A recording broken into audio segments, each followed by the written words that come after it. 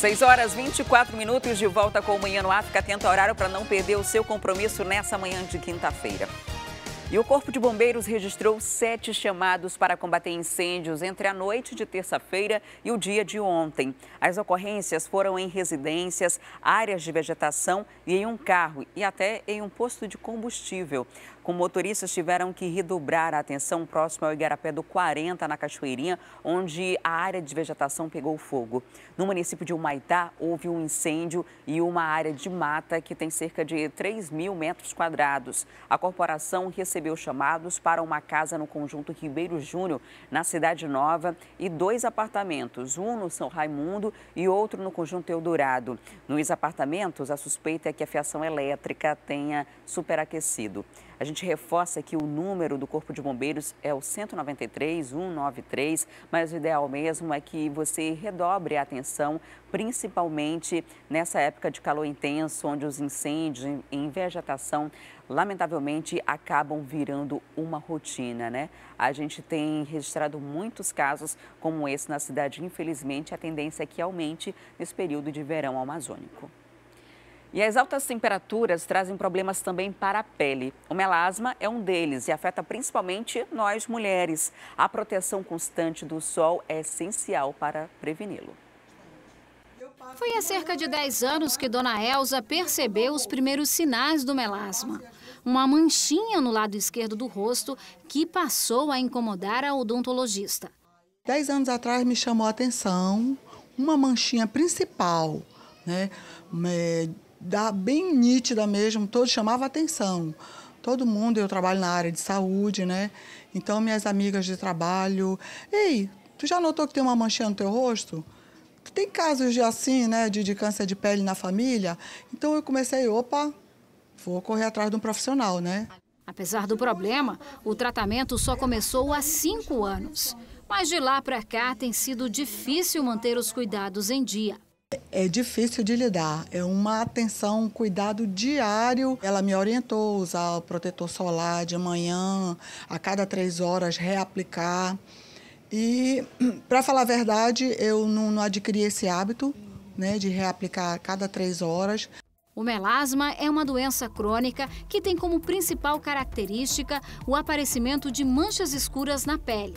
A doença pode ser causada por 3 fatores: ambiental, hormonal e genético, e afeta, em sua maioria, as mulheres.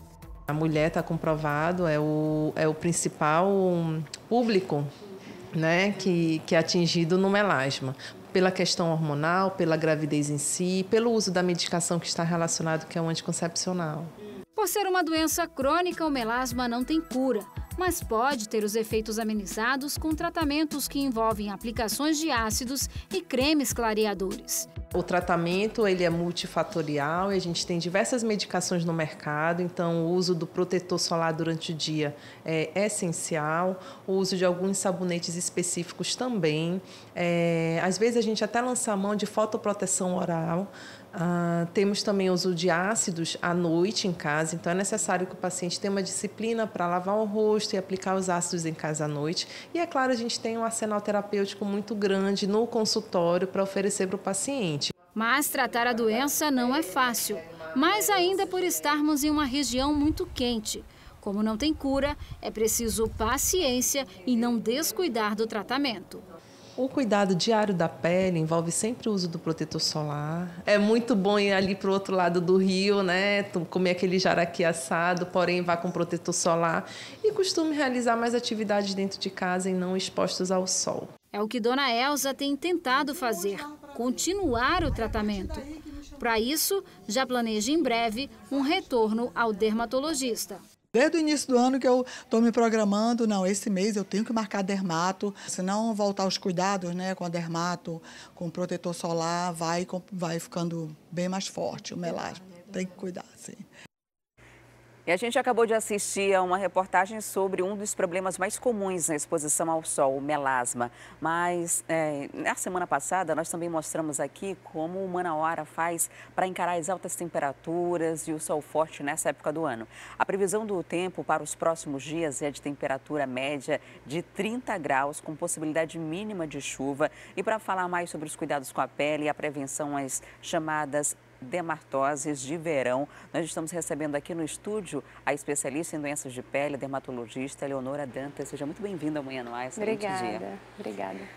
Nós aqui que moramos em Manaus já estamos acostumados com essas altas temperaturas e ainda assim a gente sente um efeito bem maior quando chega aí esse período, né, finzinho de julho e até setembro, outubro, a gente ainda sente um efeito muito intenso do sol na nossa pele. Depois a gente começa a se acostumar com aquela realidade e às vezes deixa de tomar cuidados essenciais, né, para a pele. Sim, aqui como as temperaturas são sempre elevadas e sempre a questão de exposição solar ser contínua, você está andando na rua, às vezes você acha que não está se expondo porque não botou um biquíni, não foi pegar um sol, mas a gente constantemente está exposta ao sol e a prevenção é a principal coisa que a gente deve fazer no dia a dia, é o uso de proteção solar. A proteção solar, ela precisa ser aplicada em todo o corpo? Nas áreas expostas, né? As áreas que ficarem expostas ao sol, elas deve ser utilizada a proteção solar. E o importante é lembrar de reaplicar o filtro. Muita gente acha que passou o filtro de manhã e passa o dia inteiro e está protegida. Na realidade, não. Você tem que reaplicar a cada 2 horas, porque senão aquele filtro que você passou de manhã, ele não está te protegendo à tarde. 2 horas depois, você já não está tendo aquela proteção. Então, é importante a reaplicação do filtro solar. E é muito comum, né? A gente sair de casa, passar o protetor solar quando passa. E depois deixar para depois. Principalmente nós, mulheres, que usamos maquiagem, a gente usa a proteção solar debaixo dessa maquiagem. Se você for passar de novo, sai a maquiagem toda. E tem toda essa questão. Mas hoje o mercado oferece, inclusive, maquiagens que trazem proteção solar. Elas de fato funcionam? Ou é só um mito para seduzir a gente? Não. Essas maquiagens funcionam. Na verdade, antigamente era mais difícil fazer os pacientes usarem filtro solar porque a cosmética às vezes não era muito agradável, muito melada, a pessoa suava, o cheiro. Mas hoje em dia, assim, tem várias variedades, né, vamos dizer assim, de filtro. E os filtros com base funcionam e funcionam muito bem para quem tem melasma, que faz uma barreira física. E aí acaba tendo uma proteção a mais. Fora que hoje em dia você tem creme, tem sérum, tem loção, tem fluido, tem de todo tipo. Não tem como, não uso porque fica cremoso. Não, já tem filtro sequinho, já tem filtro mais cremoso, filtro para tudo quanto é tipo de pele, já existe um filtro específico. Quem está acostumado a se expor ao sol, quando a gente fala que pode causar um tipo de câncer de pele, que pode causar uma mancha que se perpetua ali, não dá tanta importância porque já se expõe há muito tempo e ainda não percebeu esses efeitos físicos. Mas uma hora eles batem na porta, né? Sim, na verdade, a maior parte da irradiação a gente vai pegar até os 18 a 20 anos de idade. Então, por isso a importância da proteção solar desde a infância. Então, muitas pessoas pegam sol, se expõem, se bronzeiam e como não veem ainda o efeito deletério dele imediato, não se preocupam, vão se preocupar, já estão com 40, 50 anos, que já começam a aparecer as pintas, as manchas e o câncer de pele também. O principal fator é a exposição solar. Quais são os problemas mais comuns, os problemas de saúde causados pela essa exposição solar?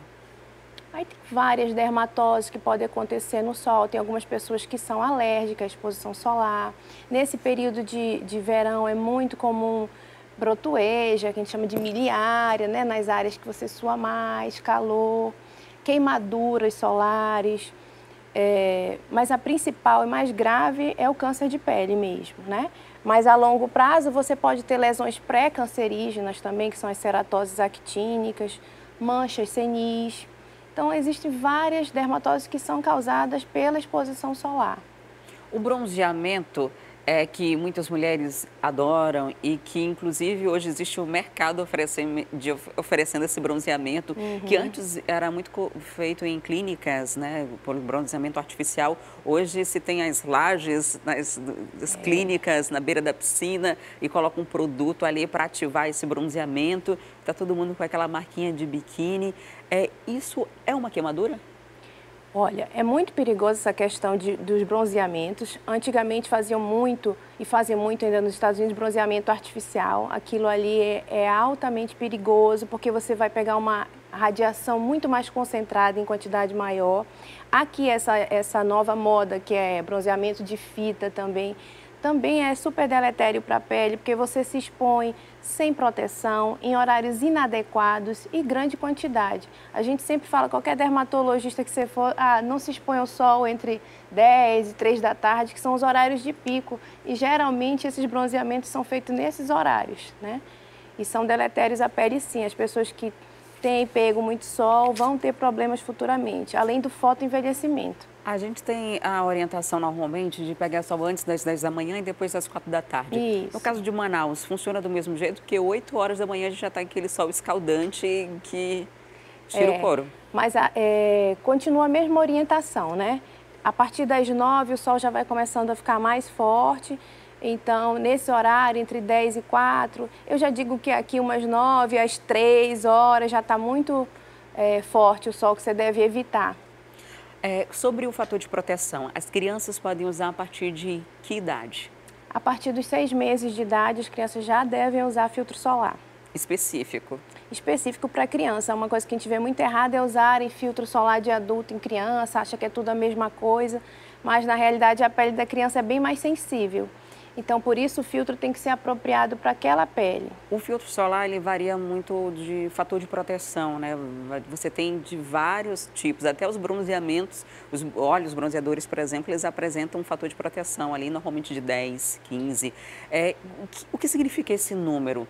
Comprar um protetor solar 70 é diferente de um de 50, de fato, para a gente? Olha, a partir do 30, do filtro 30, não há muita variação na proteção, né? Então, o que a gente recomenda? Use um filtro a partir de 30. Para aquelas pessoas que têm dermatoses causadas pelo sol, um melasma ou outra doença que seja exacerbada, aí a gente pode prescrever filtros maiores, mas a partir do 30, né? Ou seja, você vai estar 30 vezes mais protegida do que se você não estivesse usando o filtro. E então, o 70, eu estou 70 vezes mais protegida? Aí a partir do 30 você tem pequenos aumentos no índice de proteção, 2, 3, mas não é 70 vezes mais. Mas o que ocorre, a maioria não passa corretamente filtro solar. Passa um pouquinho, espalha bem, não quer ficar melecado, espalha, e aí você acaba perdendo aquela proteção.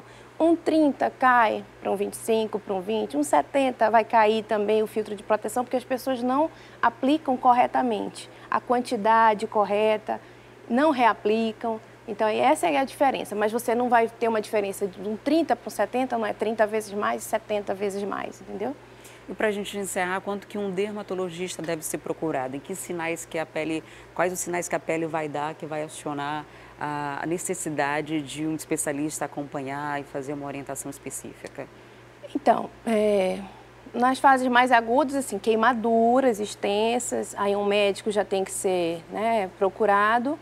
E, assim, pensando mais em câncer, em alguma coisa mais grave, quando você notar uma mancha que está ficando diferente, mais escura, mais irregular, um sinal que de repente começou a sangrar por nada, uma espinhazinha, muita gente começa com esse quadro, uma espinha que nunca some, uma espinha que sangra, sempre vai e volta, aí você já tem que pensar em alguma coisa mais grave, tipo um câncer de pele, aí você tem que procurar um dermatologista. Muito obrigada por sua participação aqui no Manhã no Ar, trazer essas dicas para a gente. Obrigada. Recebi a Eleonora Dantas, dermatologista, falando sobre as proteções com a pele nesse período de verão amazônico. E agora a gente muda de assunto, porque ontem mais 4 farmácias com irregularidades foram autuadas pelo Conselho Regional em conjunto com a Vigilância Sanitária. Os estabelecimentos que foram autuados poderão ser multados e interditados. As drogarias que não tinham o farmacêutico registrado no Conselho Regional de Farmácias foram autuadas. Também foram analisadas as condições de venda nos estabelecimentos. Firmamos parceria com a vigilância para que a gente pudesse fiscalizar em conjunto e atuar das duas maneiras, tanto o Conselho garantindo a assistência farmacêutica e a vigilância às condições sanitárias para o funcionamento, se é o caso das boas práticas farmacêuticas. A primeira drogaria fiscalizada foi esta na Cidade de Deus, zona norte de Manaus. Vários remédios foram apreendidos porque foram encontrados antibióticos fracionados e sem receita, além dos medicamentos serem aplicados sem a presença do farmacêutico. A Vigilância Sanitária e o Conselho de Farmácia estão nessa operação justamente para combater o uso indiscriminado de medicamentos, evitar a resistência à questão dos antibióticos, né, que é um problema sério de saúde pública, e principalmente vamos atrás das distribuidoras que estão fornecendo para que não forneçam de forma irregular. O estabelecimento foi interditado pela Vigilância Sanitária e o proprietário vai pagar multa para os dois órgãos. A drogaria já vem de um histórico de irregularidades e detectada tanto pelo Conselho de Farmácia quanto pela Vigilância Sanitária. Ela já sofreu interdição no passado, está sofrendo outra interdição. É gerada uma multa que inicialmente ela é de um salário mínimo. E aí, havendo reincidência, essa multa ela vai tendo um aumento, passando de ser de 1 até chegar a 3, 4 salários mínimos. E agora nós vamos para a nossa interação ao vivo com a Rádio FM O Dia, conversar com Cleiton Pascarelli e com o Manuel Cardoso, que estão ao vivo na 93.1. Olá, meninos, muito bom dia para vocês. Bom dia. Bom dia, Adriane. Vamos falar de um assunto que interessa grande parte da população, que inclusive é a capa do jornal A Crítica de hoje, transporte público. Dessa vez a gente não vai falar dos ônibus, dos coletivos necessariamente, mas vamos falar dos micro-ônibus, que são o transporte alternativo da cidade, que apesar de ser uma alternativa, como o próprio nome diz, já é uma alternativa que está bem longe do ideal. Se a gente fizer essa pergunta ou esse comentário para moradores das zonas norte e zona leste da cidade, essas pessoas vão dizer muito claramente a maneira como eles precisam, como eles necessitam desse tipo de serviço, do serviço oferecido pelos alternativos e pelos executivos. A Justiça, o juiz Paulo Fernando Brito Feitosa, o titular da primeira vara da Fazenda Pública Municipal, determinou em caráter liminar que a prefeitura regularize a atuação desse tipo do transporte coletivo por meio de um processo licitatório que deve ser feito com brevidade. Mas na decisão do juiz, ele também determinou que a prefeitura faça um levantamento dos dos micro-ônibus que estão em condições de rodar. Isso significa que os ônibus com mais de 10 anos precisam ser retirados de circulação.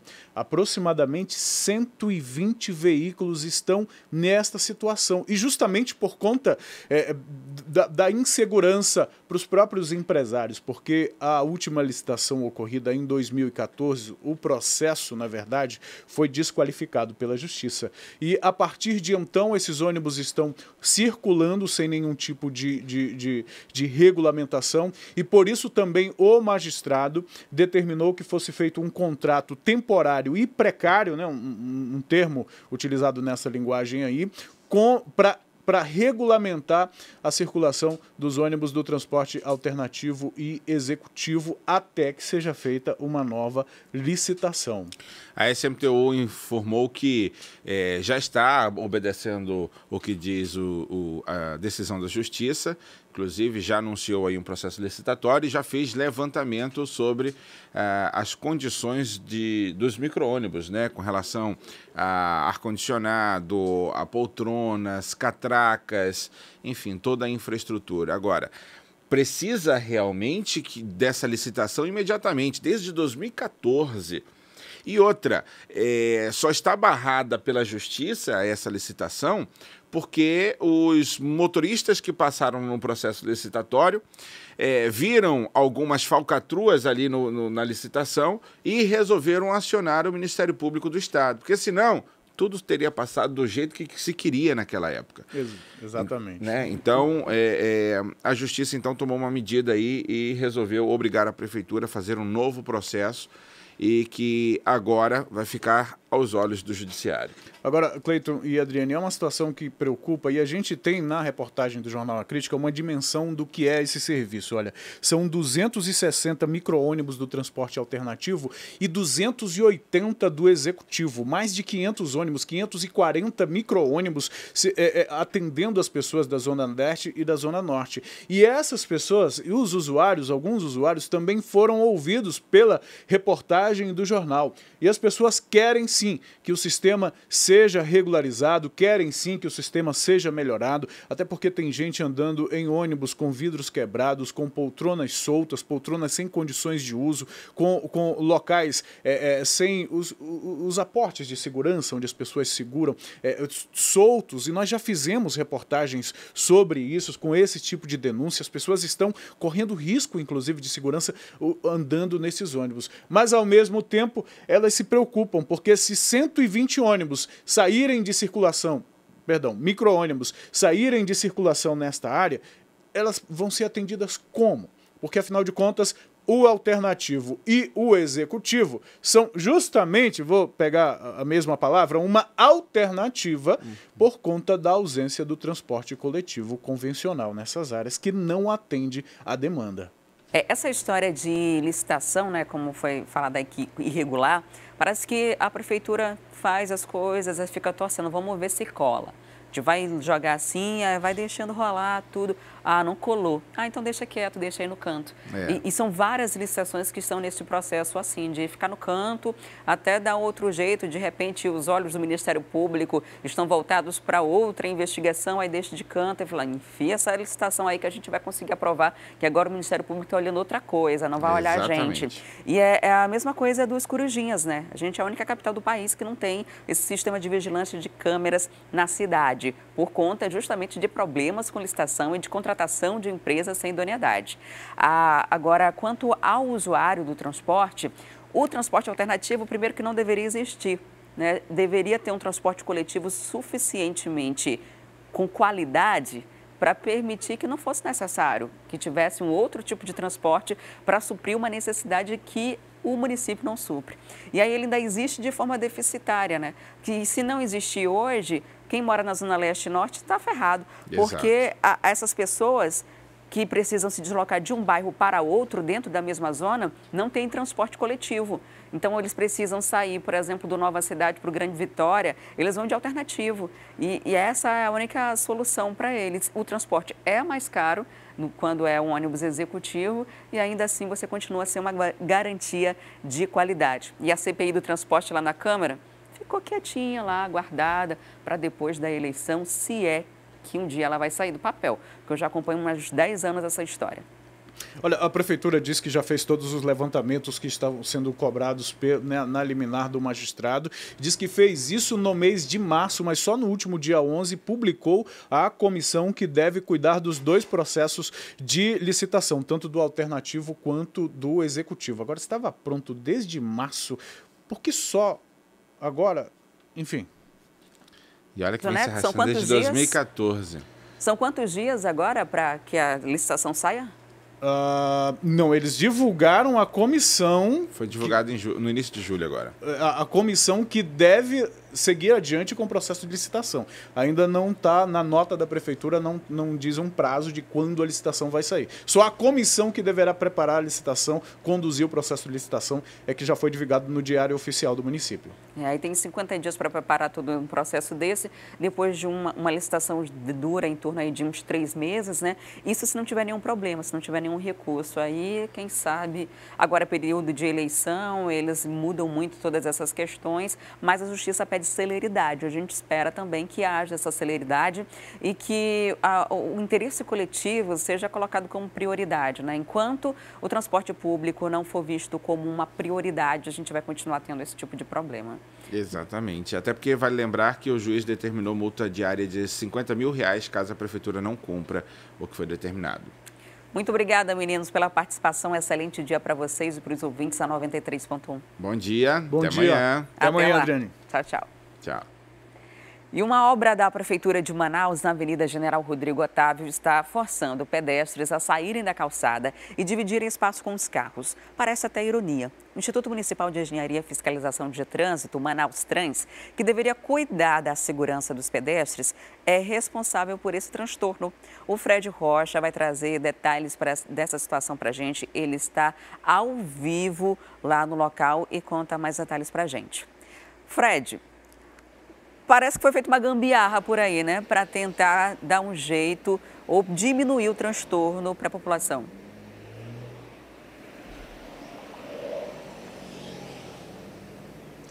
Pois é, a Prefeitura só decidiu repensar esse caso, Adriane, depois que um caso inusitado aconteceu aqui na Avenida General Rodrigo Otávio. Um mototaxista estava passando quando percebeu que um cadeirante estava aqui na calçada e estava com dificuldade para seguir viagem. Foi quando ele parou a motocicleta e foi ajudar o cadeirante. A estrutura metálica fica ali. Por enquanto, a gente consegue observar que ela está completa, mas ainda falta a placa que provavelmente vai ser colocada ali, que vai instruir alguma coisa, falar sobre o Povos da Amazônia, que fica aqui próximo, ou mesmo indicar o Distrito Industrial, enfim, é uma placa de sinalização de trânsito, que por enquanto tem essa estrutura. Quando o Manaus Trans veio colocar essa estrutura aqui, apenas se preocupou no primeiro momento com a instalação aqui na calçada. E a gente consegue observar, até que você falou numa gambiarra, exatamente o que aconteceu. Manaus Transitão decidiu, depois disso que aconteceu, depois que a equipe crítica também falou sobre o caso, aumentar aqui um trecho da calçada justamente para possibilitar o cadeirante de fazer o desvio e seguir viagem, né? E aí eles fizeram, tanto que dá para perceber que o cimento nessa parte aqui está mais novo, até mesmo pela cor é perceptível isso. Antes, olha só nesse trecho aqui como que estava, como era impossível um cadeirante passar. Ele tinha aqui esse espaço para passar, que era praticamente impossível, ou melhor, impossível, e esse outro aqui.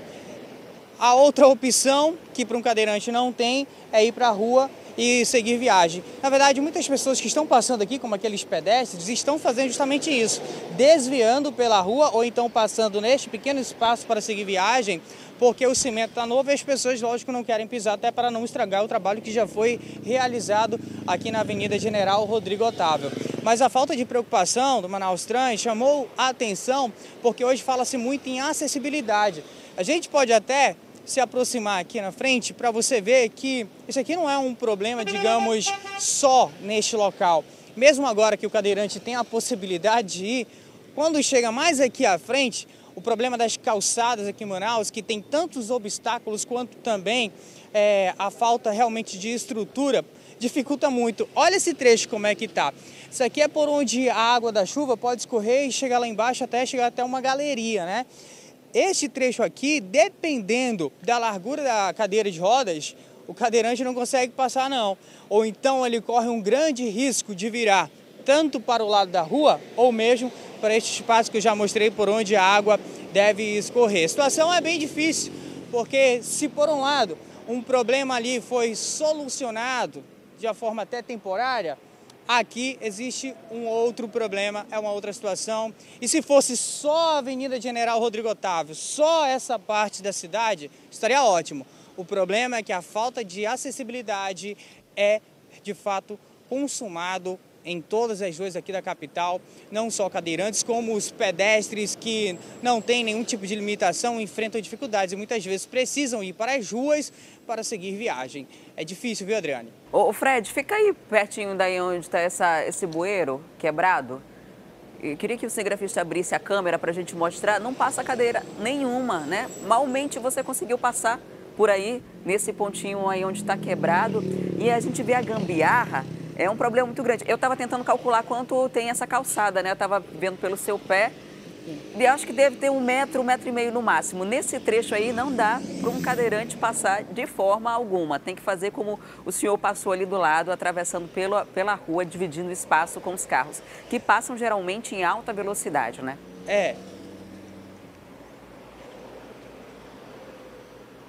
O que a gente consegue perceber é que essa estrutura aqui, como se fosse a tampa de um bueiro, porque ali por onde a água escorre, ela com o tempo ficou danificada. E aí a prefeitura deixou de vir fazer esse reparo, então o trecho por onde o pedestre precisa passar ficou mais encurtado.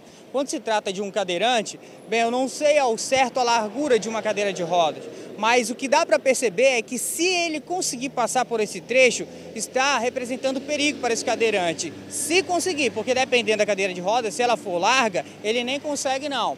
Aqui seria inviável. E aí ele não teria possibilidade de ir para cá nem para o outro lado. Olha só, o pedestre vai passar aqui e não tem limitação nenhuma.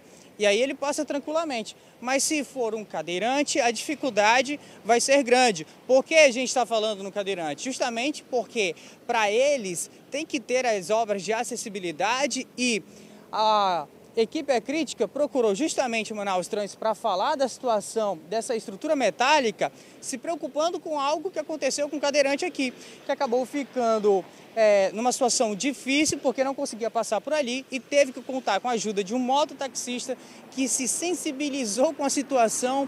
Olha só, uma coisa que não é tão comum hoje. O rapaz parou a motocicleta para ajudar esse mototaxista, mas nem sempre os cadeirantes vão encontrar pessoas assim pela frente. E aí eles vão ficar numa situação bem difícil, viu, Adriane? E essa gambiarra aí, ela é vergonhosa, né? Não é mais fácil tirar o poste do meio da rua, descer o poste ali como os outros estão? Fizeram uma gambiarra, você vem na calçada, tem que desviar, dar aquela volta naquela parte de concreto que ainda tá novinha, né? Ainda está isolada, ainda não se passa por ali. E o que é engraçado, Fred, que na semana passada a gente mostrou aqui no Manhã no Ar uma senhora que teve 5 dias lá na Cidade Nova para quebrar a calçada dela inteira e fazer nos padrões que prevê o plano diretor da cidade. O plano diretor da cidade diz que as calçadas têm que ter 3 metros, 1,5 metro de garantia de passagem para o pedestre. É o plano diretor de Manaus, o plano diretor que foi criado pelo Instituto de Planejamento Urbano, o INPLURB. E aí lá na Zona Norte, na casa da senhora, em 5 dias quebraram a calçada dela inteira. 5 dias, se você recebe uma notificação, não dá, né? Quem é que vai ter dinheiro, quem vai ter pedreiro à disposição para, de repente, mudar uma calçada inteira, botar nos padrões que a prefeitura queria? Aí agora a prefeitura me faz uma obra dessa? É importante que o INPLURB vá lá e ele mesmo quebre o que ele fez, porque não faz sentido nenhum. É preciso dar condições, dignidade para as pessoas. Se o município que criou o plano diretor, que é responsável por esse ordenamento da cidade, faz um negócio desse, ele mesmo precisa dar o exemplo, né, para as pessoas. Como é que vai cobrar depois que todo mundo padronize as suas calçadas? Houve um tempo aí que eles queriam, inclusive, tirar algumas lojas lá da Djalma Batista para obedecer esse padrão, que seria a Avenida Modelo. Depois tudo ficou de canto, né? Só fizeram umas cobranças iniciais. Depois isso ficou para lá. E agora essa situação aí na Avenida Rodrigo Otávio, que é um exemplo, apenas um exemplo do que acontece na cidade em vários outros bairros e várias outras avenidas. A gente tem esse tipo de problema que nem gambiarra tem ainda. Agora a gente vai para o intervalo e volta daqui a pouco com informações sobre o pagamento do PIS/PASEP, que começa hoje, e também com oportunidade de emprego. Então não saia daí que eu volto já já.